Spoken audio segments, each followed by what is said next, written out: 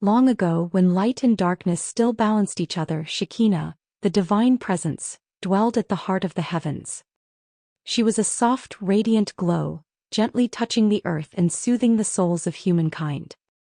Wherever she rested, peace followed, and where she turned away, shadows crept in. One day the world below fell into chaos. Men forgot kindness, kings ruled with iron fists, and the voices of the suffering rose like smoke into the heavens. Shekinah, unable to watch from afar, descended to the world of mortals, her celestial light veiled in human form. She walked among the lost and broken, bringing comfort where despair had taken root. In a village plagued by famine, she whispered to the winds and the rains returned. In a city ruled by cruelty, she placed her hands upon the hearts of the oppressed, awakening courage within them.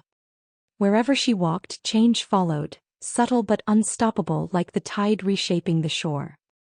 But the more she gave, the dimmer her glow became. The world, greedy for her light, drained her essence, and soon she could barely stand. The heavens called her back, but she could not leave, not yet. One night, as she rested beneath an ancient olive tree, a man approached.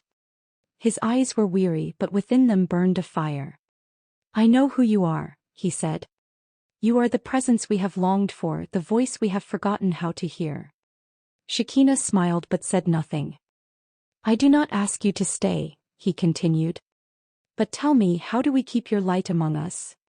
Shekinah touched his forehead, and in that instant he understood. Her light was never meant to be possessed, it was meant to be kindled within every heart.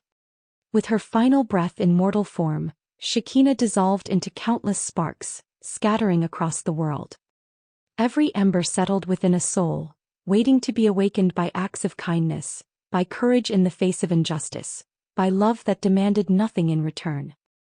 And so, though Shekinah no longer walked the earth, she was never truly gone.